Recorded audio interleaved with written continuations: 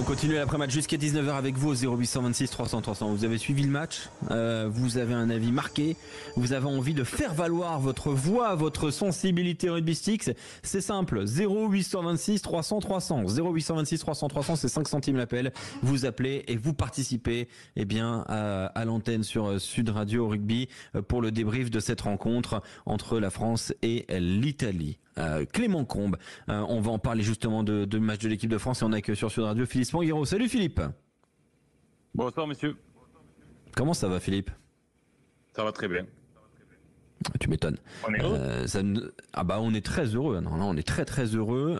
On va en guise de préambule te demander quand même sur ton avis sur cette partie, puisqu'on aura un débrief en plusieurs parties. On va parler de la prestation globale dans quelques minutes avec Mirko Bergamasco. On reviendra sur les moments forts et les enseignements, sur les joueurs ensuite. Ça nous amènera jusqu'à 19h où on clôturera sur les joueurs et notamment sur le joueur du match. Ton avis global, sans rentrer dans le détail, est-ce qu'on a vécu un moment fort de l'histoire récente du 15 de France, Philippe Spanghero? Oui, je crois. On se posera la question du niveau réel de cette équipe d'Italie, mais on se souvient que l'année dernière, cette équipe, elle est venue faire match nul en France chez nous pendant ce même tournoi. Donc c'est quand même une équipe qui avait le potentiel de nous inquiéter, surtout après le mal de tête subi face à l'Angleterre. Donc il fallait remettre les pendules à l'heure. Je crois que c'est chose faite. On se posera la question de la stratégie pour anticiper ce gros match qui nous attend dans 15 jours contre l'Irlande. Mais en tous les cas, on n'avait jamais battu l'Italie avec un score aussi large. Cette équipe italienne qui était quand même en progression, on l'avait dit. Donc on peut bien sûr se réjouir du résultat des Bleus ce soir. Ouais, ce résultat de l'équipe de France qui illumine un petit peu ce tournoi des 6 nations, qui avait bien commencé, mais qui avait pris un gros coup quand même, excusez-moi du terme, dans la gueule. Ce 15 de France il y a 2 semaines en Angleterre. Là, pour rester sur le match et sur le décor du match, les joueurs ont quitté le terrain avec le sourire, Quentin, Clément. Ça, c'est important de le voir quand même. Ah oui, bien sûr que c'est important, c'est surtout que ça fait du bien. Et je reste persuadé que on sait tous, je dis tous, médias, supporters, tous les observateurs du 15 de France, on s'est tous un peu monté la tête après cette défaite qui n'était qu'une défaite d'1 point en Angleterre, parce qu'il y a eu un week-end sans match du 15 de France. Il y a eu le temps pour cogiter, pour se poser 34 000 questions. Il y a eu une communication mauvaise, quand même, on peut le dire, Clément. Hors terrain, les Bleus sont moins bons que sur le terrain. Alexandre, la communication, elle est cataclysmique cette semaine. On reçoit pas les mails de la Fédé sur les joueurs relâchés. Gaëtan Barlow, il faut lire un article d'un de nos confrères pour savoir qu'il est appelé en bleu. Enfin, il y avait rien en termes de communication, mais je veux même pas en parler. Ce qui est intéressant, c'est que on s'est tous monté la tête parce que la défaite d'1 point en Angleterre, elle nous a fait enrager pendant 2 semaines. Mais au final, les Bleus, moi, je les ai sentis presque énervés, surénergiques dans leur jeu et très concentrés sur l'idée de marcher sur les Italiens pendant 80 minutes, et c'est ça qui est rassurant. Maintenant, si en fin d'émission on est amené à se dire qu'est-ce que ça donnera dans 2 semaines en Irlande, je pense que ce sera encore tellement différent, et que comme l'a dit Philippe, l'adversaire italien a pris un coup de massue sur la tête dès la fin de la première période. Ce sera très compliqué de pronostiquer finalement cette affiche à venir à Dublin. Ouais, c'est vrai que il y avait une petite douleur qui était là, qui s'est estompée là, comme ça là maintenant à 15 minutes après le coup de sifflet final. Quentin, est-ce que tu as la sensation que non, moi j'ai le sentiment que oui, là on est euphorique, on est forcément hyper satisfait de ce qu'on a vu aujourd'hui. On est très content d'avoir battu l'Italie sur un score record, des choses qui n'ont jamais été faites dans le tournoi. Alors forcément on est très content, mais ça change rien au fait qu'on fera pas le grand chelem parce qu'on a perdu contre l'Angleterre. Ça changera rien au fait que la gestion de certaines personnes semble catastrophique. La gestion de Jalibert, c'est toujours la même. La gestion de Penaud, elle est pas là. Comment tu le fais revenir, Penaud, là, pour l'Irlande? Tu dis à Tissot-Bé, c'est bien, t'as fait un match incroyable contre l'Italie, mais tu vas retourner chez toi la semaine prochaine parce que Penaud revient, alors que Penaud, t'étais là pour le punir. Donc je pense que tu t'es créé des problèmes que t'avais pas aussi avant ce match, et c'est pas parce que t'as fait une énorme victoire que ça efface tout. Alors forcément là, on est dans l'euphorie, on est tous très contents de ce qui s'est passé, mais je pense que ça n'enlève pas aux problèmes qui sont là. Et les problèmes, je pense que c'est pas spécialement sur les 23 qui jouent, c'est plus sur ceux qui jouent pas, tu vois. Ouais, et évidemment, on va parler de ceux qui ont participé à cette rencontre aujourd'hui face à l'Italie, puisque les absents ont toujours tort. Et d'autant plus en équipe de France quand on fait une victoire historique sur la pelouse de Rome. On en parlera justement de cette prestation avec Mirko Bergamasco, 89 sélections avec les Azzurri. On en parle avec vous aussi au 0826 300 300, 0826 300 300. Venez parler rugby avec nos spécialistes pour aller rêver, pourquoi pas, d'une potentielle victoire dans ce tournoi des 6 nations, même si le Grand Chelem c'est déjà fini. Allez, on en parle avec vous au 0826 300 300. À tout de suite. Vous êtes sur Sud Radio, la radio du rugby. On est là pour revenir sur la performance de l'équipe de France. Ce succès large, impressionnant des Bleus, 73-24 sur la pelouse de Rome. Rome est tombé dans des proportions inégalées. C'est la plus large victoire du 15 de France face à l'Italie dans le tournoi des 6 nations. C'est aussi la plus large victoire du 15 de France dans le tournoi des 6 nations sous le format 6 nations, puisque sous le format 5 nations, nous avions étrillé le Pays de Galles en 1998. Revenons sur ce match et pour en parler, on est avec toute l'équipe, avec Quentin Kébenis, avec Quentin Fredon, avec Clément Combe, Philippe Spanghero, avec Mirko Bergamasco. Bonsoir Mirko. Bonsoir à vous. Ça va ? Merci beaucoup. Ouais, ça va très bien Mirko. C'est vrai que ça fait un moment qu'on s'est pas croisé, mais malheureusement ça va être un peu douloureux, je pense aujourd'hui pour toi. Ça peut l'infesser. On peut l'appeler comme il faut. Hein. C'est comme ça. Ouais. Quand tu prends 73 points, surtout en Italie, ça fait mal. Mais bon. Ouais, ça chiffre un petit peu effectivement. En face, c'était une grosse équipe.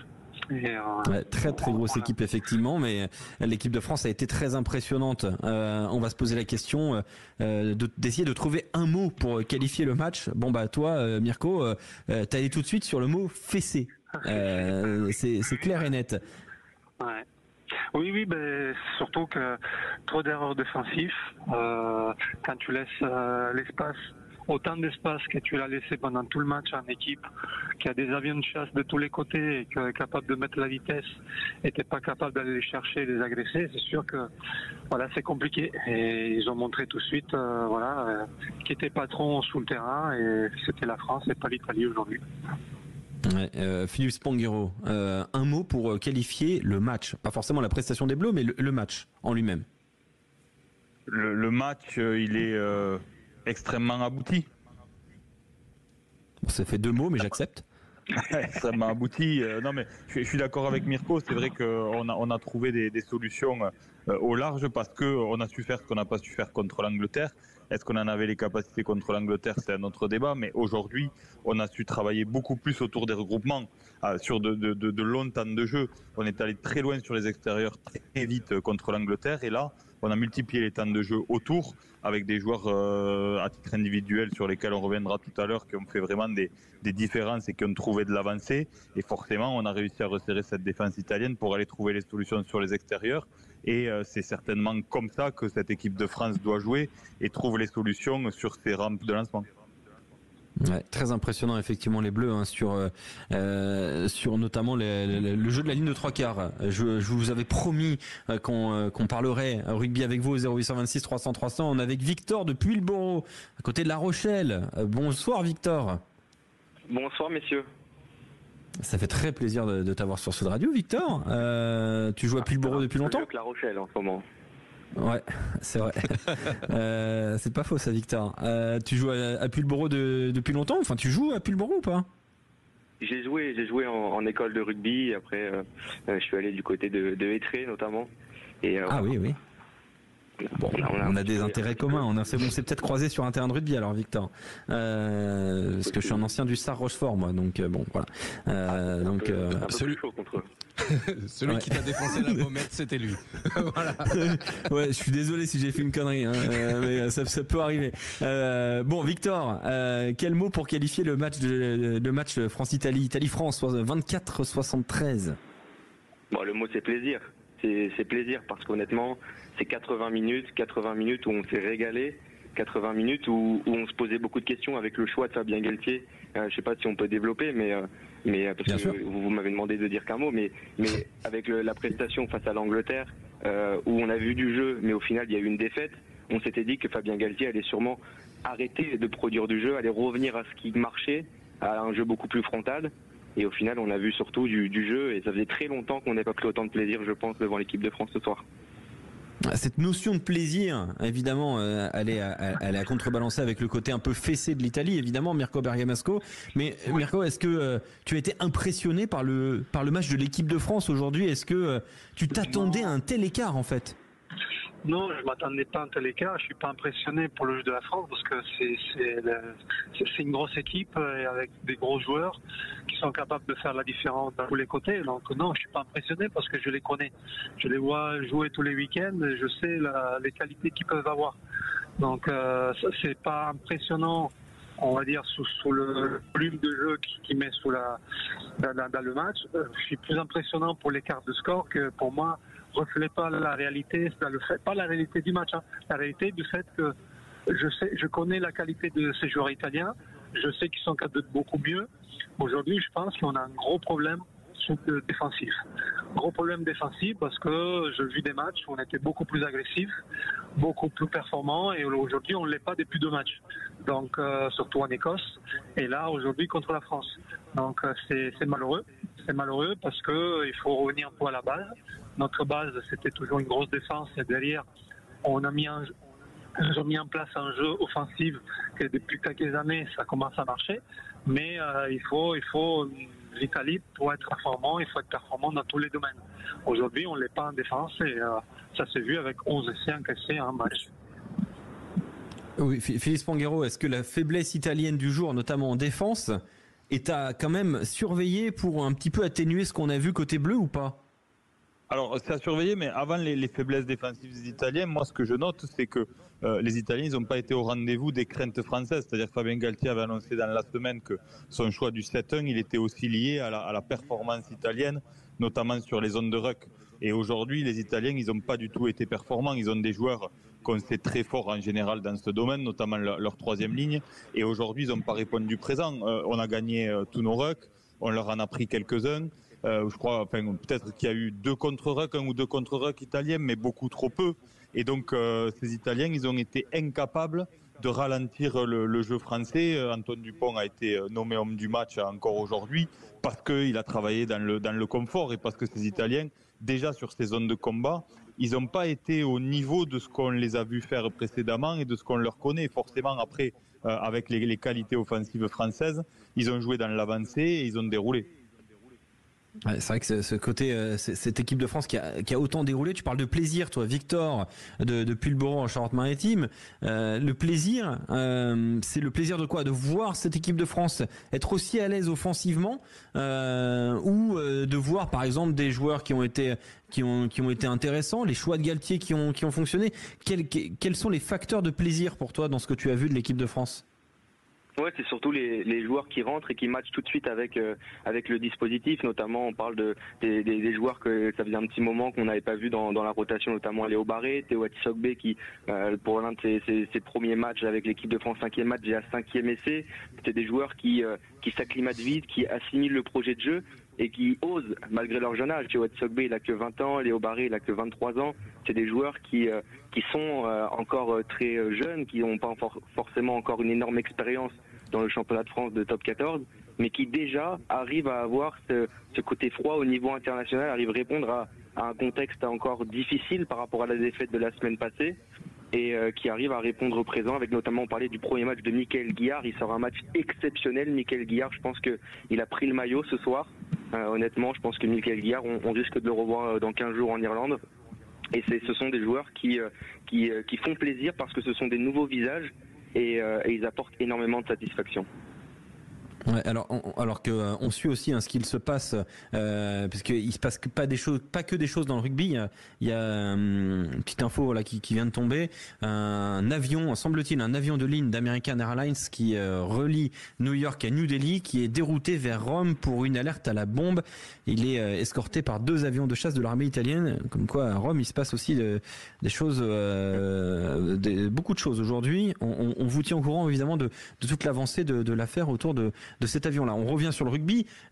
Philippe Spanghero, je voulais te faire intervenir, mais d'abord Quentin, parce que Quentin, toi, tu suis le match avec attention, tu regardes ce qu'il se passe, et c'est vrai que il le disait Daniel, on est un peu déçu pour ces Italiens qui prennent quand même un coup dans la gueule, excusez-moi du terme, qui est très dur quand même aujourd'hui. Et je pense que personne s'attendait à un tel écart avant le match, sauf Sylvain Marconnet qui sur notre antenne avait annoncé un plus 30. Donc bon, il a été même en deçà de ce qui s'est réellement passé. Mais ouais, c'est triste pour ces Italiens parce qu'ils font une entame de match plutôt correcte. Alors il y a l'essai français qui est refusé à juste titre en début de match, et puis ensuite c'est eux qui ouvrent le score. Donc tu t'attends à un match un peu plaisant.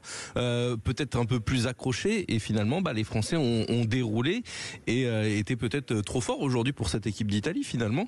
Mais moi je suis tout à fait d'accord avec Victor. J'avais choisi le même mot, le mot plaisir pour définir ce match, parce que cette rencontre on l'a pas vu passer finalement. C'est 2 heures qui sont passées extrêmement vite, je trouve, et c'était un match très sympa à suivre. C'est vrai que ça a été extrêmement rapide. Mirko Bergamasco, tu soulignais avant ce match chez des confrères le caractère italien, et on partageait tous ton avis sur ce caractère de cette équipe d'Italie. Il me semblait qu'il y avait quelque chose qui avait été franchi dans le bon sens du terme. Et là aujourd'hui, c'est quand même un gros coup d'arrêt. Mentalement, se relever de cette défaite va pas être évident quand même pour le rugby italien. Non, ça va pas être évident, mais comme tu dis, on parlait beaucoup de caractère. Aujourd'hui, il n'a pas eu beaucoup. Il en a eu pendant 20 minutes, 25 minutes.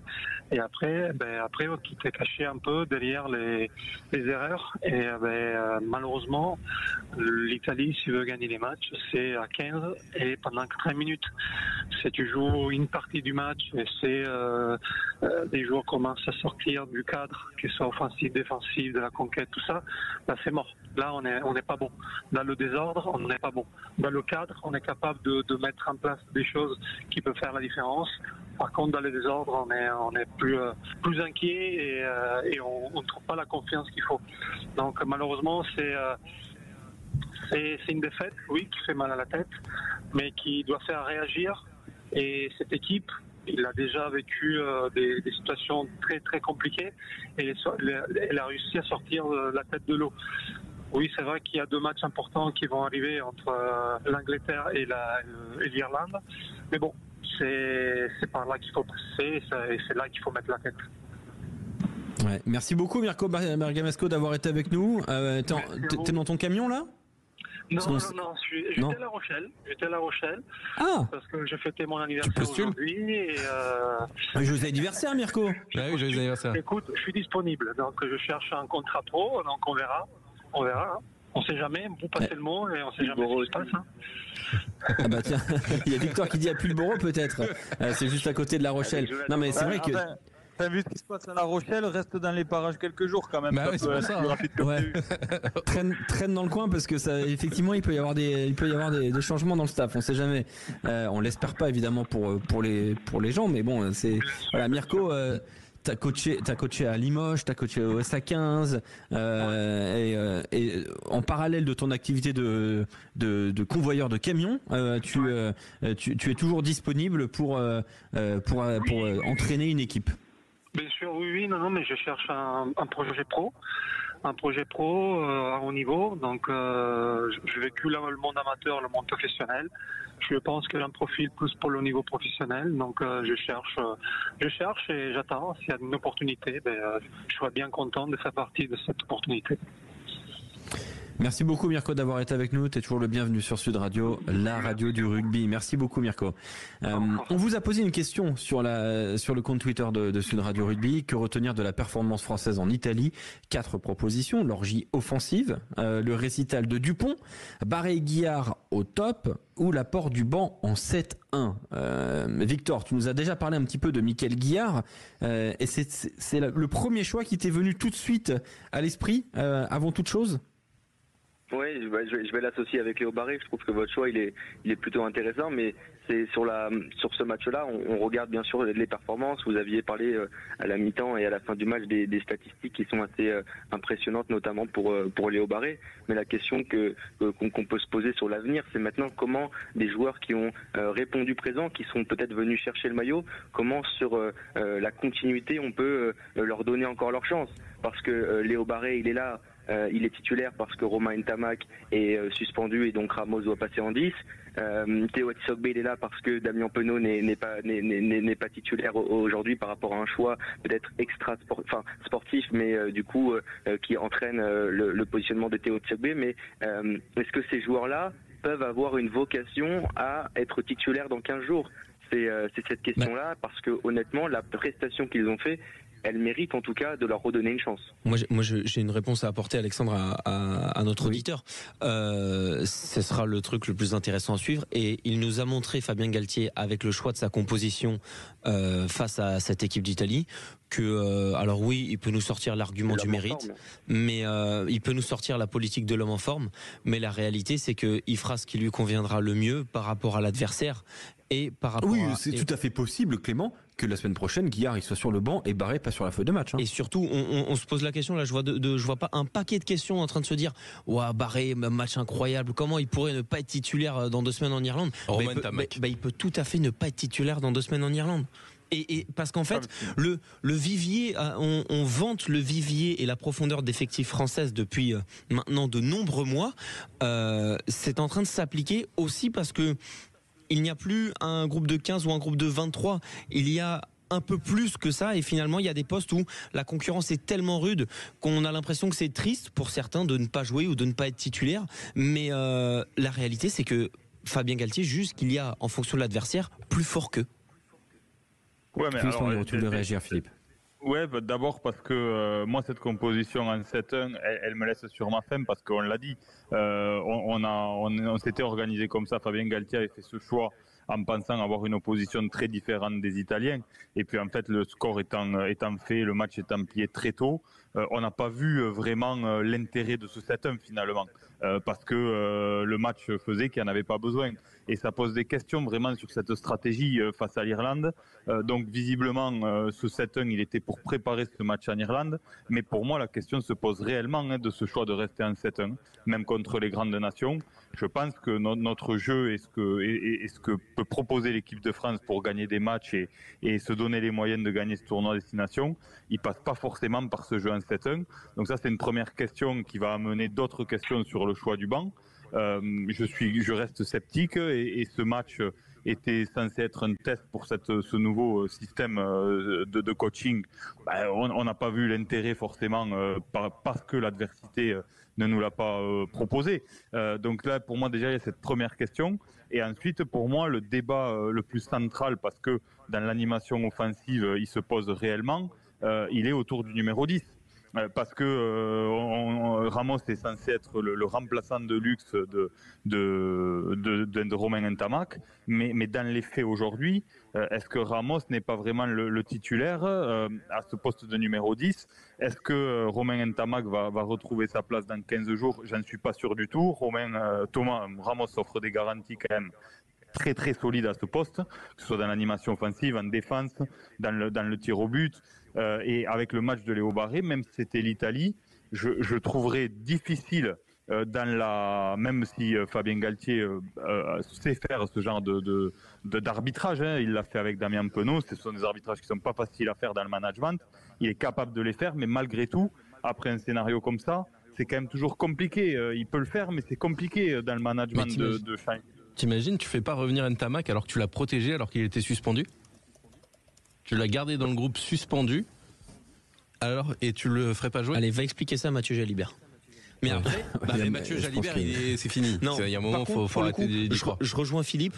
L'utilisation du 7-1, moi je trouve qu'on l'a quand même vu, parce qu'en fait ça a permis de garder cette forme de destruction continue et d'apport physique et de dynamique au paquet d'avant français. Mais pour moi, il est évident qu'on ne peut pas se permettre de retenter l'expérience face à l'Irlande. On doit avoir au moins 2-3 quarts en Irlande si on veut continuer comme ça, de tenir le ballon autant de temps du monde. On aura le temps de se projeter, les gars, pour l'Irlande. On aura le temps de se projeter. On va remercier Victor. Merci Victor d'avoir été avec nous. Merci messieurs. Merci beaucoup. Et dans un instant, on va parler justement des enseignements de cette très large victoire 73-24, des moments forts de cette partie. Et puis on parlera des joueurs, bien évidemment, avec vous au 0826 300 300. Vous êtes sur Sud Radio, la radio du rugby, après la victoire de l'équipe de France 73-24, le succès des Bleus, historique, le plus large succès de l'équipe de France dans le tournoi destination depuis 2000, et l'arrivée donc de cette 6e nation qui est l'Italie, qui a pris tarif aujourd'hui à Rome. On va parler des enseignements, des moments forts de cette partie, et on va rappeler aussi tous les marqueurs d'essai dans quelques instants. Mais d'abord on accueille. Alexandre, avant. Oui, vas-y.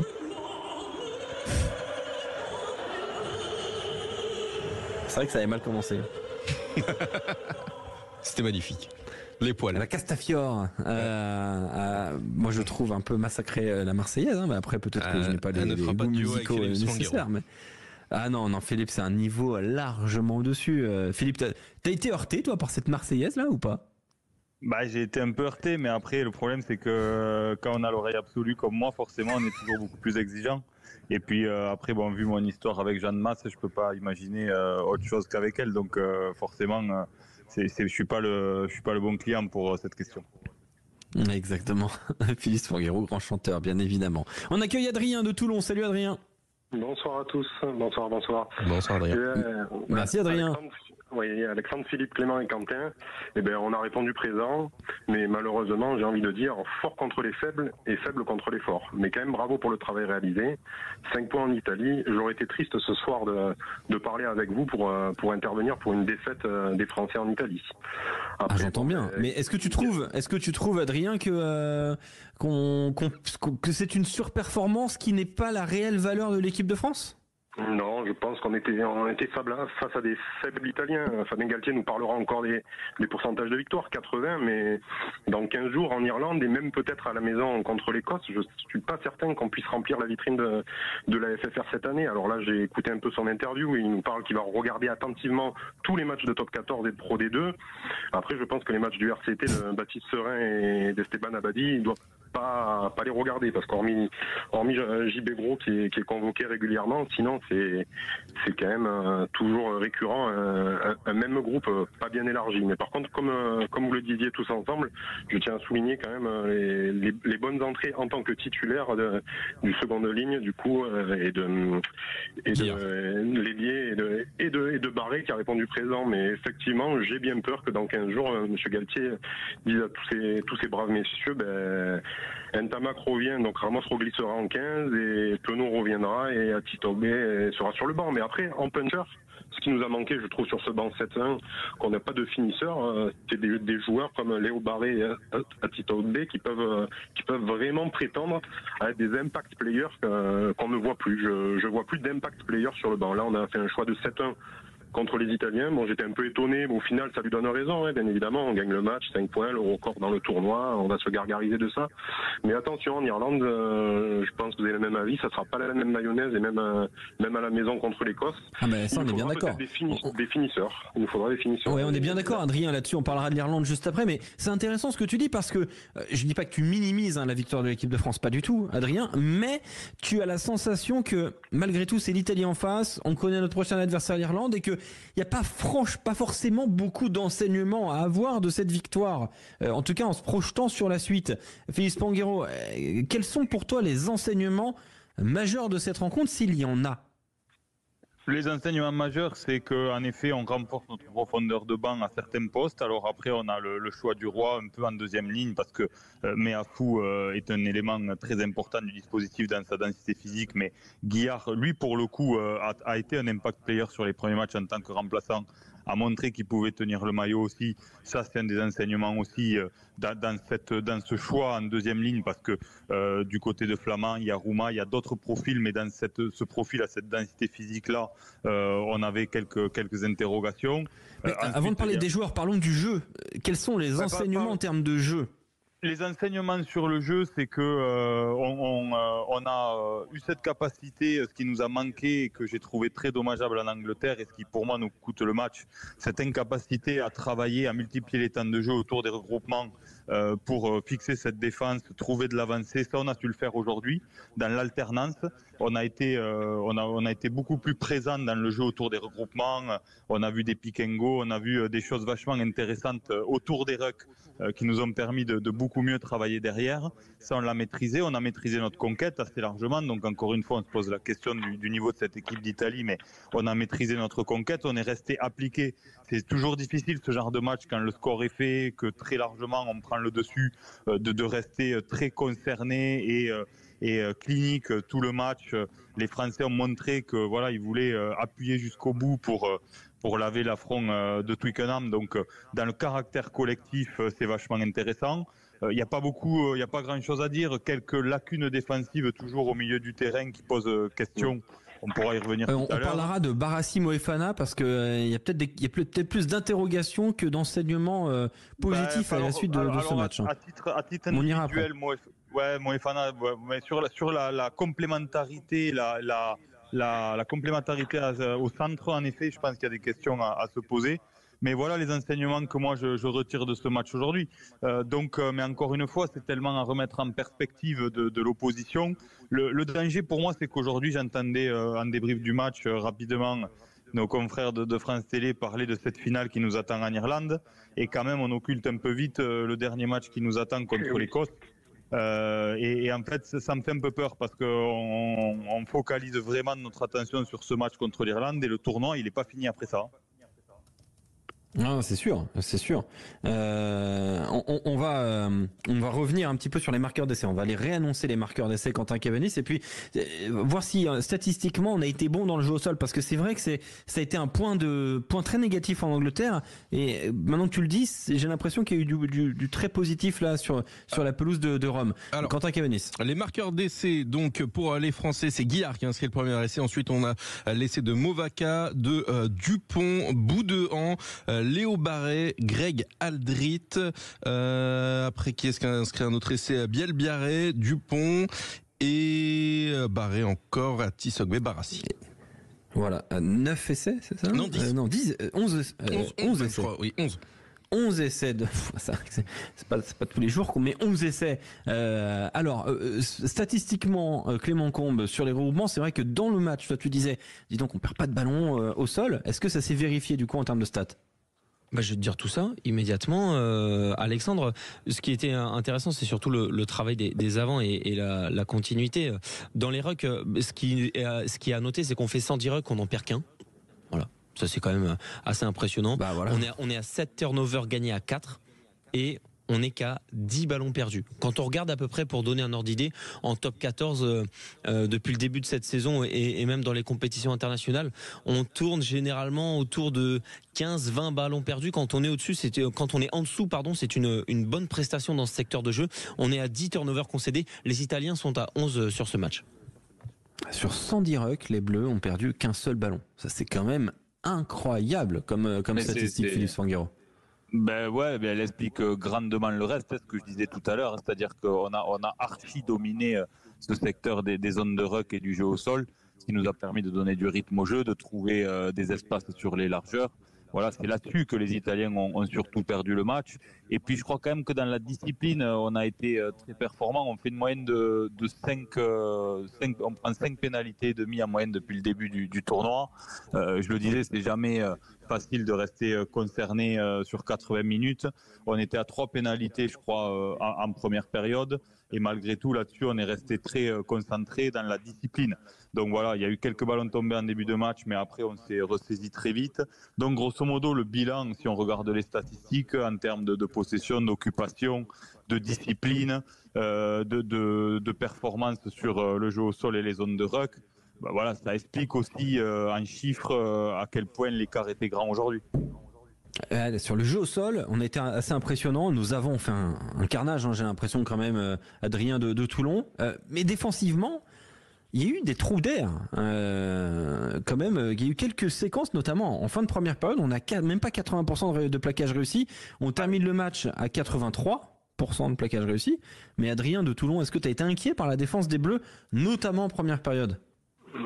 Oui, j'allais enchaîner là-dessus. Donc, 3 fois les Italiens viennent dans notre camp et 3 fois ils viennent nous planter 3 essais. Donc ça, c'est la défense, ça peut être un point à beaucoup travailler parce que ça peut être le bas pourra blesser par là. Après Barré, j'ai adoré son match offensif, mais c'est pareil. Il me semble peut-être que je suis peut-être un peu trop dur avec lui, mais sur les 3 essais qu'on prend, il y en a au moins un, mais je dirais 2 sur des plaquages loupés par notre arrière Léo Barré. Donc sur l'essai de Garbizi, oui. Avec Ramos et Dupont, il y a un problème de communication entre les trois et Barré effectivement manque son plaquage sur celui de Garbizi à la 60e, mais sur les essais précédents, moi je vois plus de soucis entre nos deux centres. Hein. Ah mais c'est la connexion. Barassi Moefana, pour moi c'est un gros souci défensif là aujourd'hui. Hein. D'ailleurs, Barassi fait 3 sur 7 au plaquage aujourd'hui. Eh oui. Il y en a qui ont été écartés pour moi ça. Et il n'avait pas été hyper bon au plaquage non plus contre l'Angleterre. Ouais, non, mais est-ce qu'il y a un sujet défensif dans notre ligne de trois quarts, et notamment au poste de centre, Adrien? Au centre, on est un peu démunis en début de tournoi et fin de tournée. C'était quand même le point d'interrogation avec des Ficou d'Anti vieillissants. Il faut changer cette paire de centres. On n'a pas de gros centres créateurs, premiers centres qui peuvent être là. Et là, Barassi et Moefana, effectivement, on a une paire qui nous plaît, mais c'est pas défensivement, c'est pas encore bien au point. Ouais, je vous rejoins là-dessus, tous les quatre, oui, tout à fait. Et Philippe Sanguero. C'est par là que le bas est venu. Hein. Ah bah c'est clair, on a bien senti que les Italiens ont exploité cette faiblesse de la part de l'équipe de France, Philippe Sanguero. Moefana avec Barassi, c'était la dernière fois? Alors je sais pas, en tous les cas, Barassi a perdu des points. Je serais très surpris que ce soit relancé. Hein, Bref, le sujet c'est la forme de Gaël Ficou. Parce que Gaël Ficou est quand même un élément très important du dispositif et par son expérience et sa qualité défensive, il amène beaucoup de sérénité à cette ligne de trois quarts française. Donc le sujet c'est l'état de forme de Gaël Ficou. Je crois que sans jouer, c'est le gagnant de ce match, Gaël Ficou, dans la ligne de trois quarts là. Ah oui, sans jouer, c'est le gagnant de ce match clairement dans sa place au centre. Parce que Moefana à titre individuel fait un bon match aujourd'hui. C'est vraiment le sujet de la connexion Moefana Barassi qui pose question et les faiblesses défensives là sur ce match de Barassi à titre individuel. Parce que Moefana pour moi a plutôt marqué des points. On a eu le débat sur lui en début de tournoi. C'est vrai que c'est un joueur qui a souvent eu sa chance, qui s'est pas complètement installé. J'ai l'impression que dans le profil d'un Danti qui manque aujourd'hui, Moefana est le joueur qui amène le plus de garanties. La connexion avec Gaël Ficou serait peut-être différente. En tous les cas, si Gaël Ficou donne toutes les garanties sur son niveau de forme, je pense que c'est lui qui sera aligné face à l'Irlande. Philippe, moi j'ai un autre gagnant. Ah ouais? Soi-disant Fabien Galtier regarde tous les matchs de Top 14 et de Pro D2 et il va regarder l'Union Bordeaux-Bègles ce soir qui reçoit Clermont-Ferrand. Il a texto.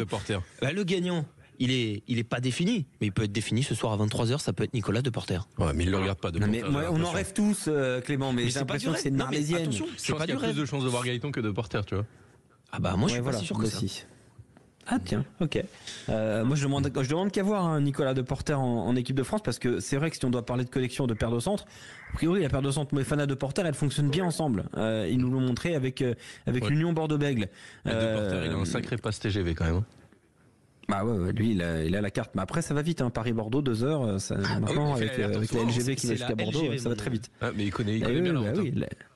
La LGV jusqu'à Bordeaux, ça va très très vite. Vous êtes au cœur de la mêlée sur Sud Radio. L'équipe de France s'est imposée 73 à 24 en Italie. Victoire monumentale dans cette troisième journée du tournoi Destination. Petit point d'ailleurs sur les résultats et sur le classement à jour avec cette troisième journée qui a vu des très belles rencontres, notamment Pays de Galles, Irlande, qui a été très intéressante hier. L'équipe de France est placée où dans le classement après ces résultats, Clément Combe? Déjà l'ensemble des résultats avec la victoire, vous venez de le vivre sur Sud Radio, 73 à 24 de l'équipe de France en Italie. Mais ça, c'était aujourd'hui. Hier, les deux autres rencontres, la victoire à l'extérieur également de l'Irlande face au Pays de Galles 27 à 18 et la victoire d'un souffle 16 à 15 de l'Angleterre face à l'équipe d'Écosse. Au classement, l'Irlande reste en tête avec 14 points. La France talonne avec 11 points en deuxième position, juste devant l'Angleterre, troisième avec 10 points. L'Écosse, quatrième, 6 points. L'Italie, cinquième, 4 points. Et le Pays de Galles, dernier avec 1 point. Et voilà donc l'équipe de France en embuscade. On parlera de l'Irlande dans les prochaines semaines bien évidemment, mais aujourd'hui on va se poser la question des joueurs. Quels sont ceux qui se sont illustrés? On accueille sur Sud Radio Pierre. Salut Pierre. Oui, bonsoir à tous. Bonsoir Pierre. Ça fait très plaisir de t'avoir sur Sud Radio Pierre. Tu nous appelles du Jura, c'est ça? Oui, j'appelle du Jura. Et une petite précision, moi je peux parler des joueurs, sauf que je les ai trouvés tous bons. Par définition, c'est très bien. En équipe de France, ils sont tous bons. Si vous permettez, j'aimerais parler d'une réaction, puisque vous avez parlé de la sensibilité des supporters, une petite réaction très brève en termes d'émotion. Je voulais simplement dire que, pour reprendre une citation latine, Veni Vidi Vici, donc la victoire est là, on est heureux, rugby de printemps, Le rugby de printemps, un match printanier, Daniel l'a dit, mais je l'avais pensé en même temps que lui, qui te donne envie de boire une petite mousse, de la vitesse, de l'engagement, du mouvement, des deux côtés. Donc voilà, c'était un bon match. Non, c'était pas un bon match, c'était un beau match, parce qu'en plus de ça, il y a un point sur lequel je voudrais insister. Pardonnez-moi d'être un peu artiste, poète et lyrique. Il y a une vraie beauté dans ce match, une vraie esthétique. Un mouvement de trois quarts, que ce soit du côté italien ou français, c'est beau. Il y a des passes qui sont magiques. Il y a eu des mouvements techniques extraordinaires. Et ça, voilà, ça provoque ma joie de ce soir. Voilà ce que je voulais vous dire en préambule. En soulignant à nouveau que tous les joueurs ont été, à mes yeux, très très bons, en particulier Guillard, et en particulier Capozzo de l'autre côté. Et si vous le permettez, ce sera mon dernier mot, avec votre permission, je voudrais en faire clin d'œil à des amis rugbyman de Madagascar. Alors pourquoi Madagascar ? Non, vous avez bien raison. C'est très sérieux. Parce que sur le terrain, cet après-midi, parce que Madagascar vous suit, les rugbyman vous suivent, ils vous écoutent, ils suivent les matchs à la télé, mais en plus, il y avait la maman de M. Capozzo et la maman de Guillard qui sont malgaches. Et dans ce petit pays lointain, ça provoque une joie énorme. Voilà, je voulais le dire. Non, mais c'est vrai qu'il faut le rappeler, mais Madagascar est un grand pays de rugby par l'émotion qu'il procure dans ce pays-là. Les matchs de rugby se jouent parfois devant 20 à 30 000 personnes à Madagascar, donc c'est quelque chose de très important pour ce pays d'Afrique australe, on pourrait le dire ainsi, Madagascar. Mais alors, je voulais revenir sur les joueurs. Alors, on va faire un petit tour de table. Quentin Cabanis, quels sont les joueurs qui se sont illustrés? Un petit top 3. Tu ouvres le bal avant que ce soit Philippe Spanghero. 3 joueurs qui se sont particulièrement illustrés aujourd'hui sans trop développer, parce qu'on n'a pas le temps. Guillard, Dupont et j'ai aimé Atisogbe. Donc, Guillard, Dupont, Atisogbe. Philippe Spanghero. Guillard, Atisogbe, Moefana. D'accord. Mais dans le bon sens, Moefana ou? T'as dit Guillard, Atisogbe, Moefana, c'est bien ça. Clément Combe. J'ai hésité entre Moefana et Barré. Eh ben, ça tombe bien, j'arrive. Michael Guillard, Grégory Aldrit, Léo Barré. C'est Quentin Fredon. Jalibert Penaud.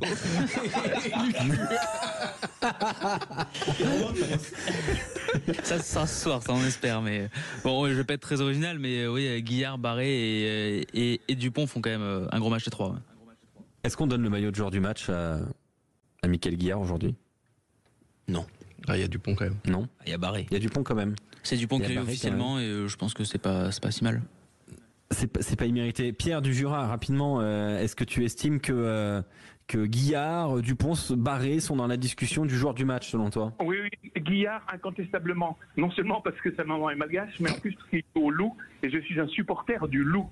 Donc, avec beaucoup de mauvaise foi et de subjectivité, je dirais Guillard. Et comme je disais tout à l'heure, les autres sont bons, ils sont en équipe de France, ils font des fautes de temps en temps, mais c'est des humains, quoi. Non, ils ont été bons aujourd'hui. Et moi, j'ai ressenti une vraie joie et un vrai plaisir de les voir jouer. Bon, c'était l'Italie, d'accord, mais prenons notre plaisir. Les Italiens, de l'autre côté, ont fait des attaques de 3 quarts du mouvement qui étaient sympathiques aussi. Donc voilà, pour moi, c'est mon plaisir du jour, pour pas dire mon bonheur. Eh ben voilà, c'est très bien. Le bonheur, c'est important, et quand le rugby le procure, c'est encore mieux. Pierre, oui. Alors, très rapidement, petit tour de table. Donnez-moi 1, 2 ou 3 joueurs qui ont souffert aujourd'hui, qui ont été un peu moins bien. Quentin Cabanès. Barassi. Barassi pour Quentin. Clément Combe. Même réponse. Ok. Philippe Spanghero. Barassi, et je dirais sur l'entrée Cyril Baye qui pour moi peine à retrouver le rythme d'avant ses blessures. Voilà, je le regardais de près parce que c'est un élément très important du dispositif. Je trouve qu'il a un peu de mal à retrouver son niveau. Il y a un homme qui a souffert dans l'avant-match à Antonio, mais dans le match aller. Ouais. Dans le match aller, moi, la première demi-heure qu'il fait là, j'étais impressionné moi le mec il est sur une jambe et il défonce tout le monde. Ah non, il était assez impressionnant. C'est vrai que Barassi, il y a eu un souci aujourd'hui avec Pierre-Louis Barassi. Pierre, il nous reste 30 secondes. Qu'est-ce que tu as pensé du match de Pierre-Louis Barassi? La mort dans l'âme, je dirais que je l'ai trouvé un peu décevant. Et ça m'ennuie parce qu'il est quand même passé par le loup, lui aussi, et que c'est un bon gars, quoi. Mais effectivement, en défense, il s'est un peu trouvé, un petit peu comme contre l'Angleterre. Mais voilà, c'est donc Barassi, mais encore une fois, avec beaucoup d'indulgence. Bien évidemment. Merci beaucoup Pierre d'avoir été avec nous. Très bon match ce soir. Je suis sûr que tu vas suivre Union Bordeaux-Bègles, ASM Clermont-Auvergne. Nous aussi, évidemment, on sera là dès 20h pour l'avant-match sur Sud Radio. Le coup d'envoi à 21h avec Nance Ducamp et Nicolas Delage. On va pas s'ennuyer, je vous le dis. Non, ça promet ça. Ça promet. Le duo Nance Ducamp et Nicolas Delage en direct pendant 2 heures sur Sud Radio. Généralement, c'est sortez les popcorn, on va se régaler. On s'est régalé en tout cas dans cet après-midi sur Sud Radio. Victoire historique 73-24. Les Bleus sont deuxième de tournoi. Les Bleus sont en embuscade. Et le top 14 revient dans quelques dizaines de minutes. Rendez-vous à 20h pour la suite du rugby.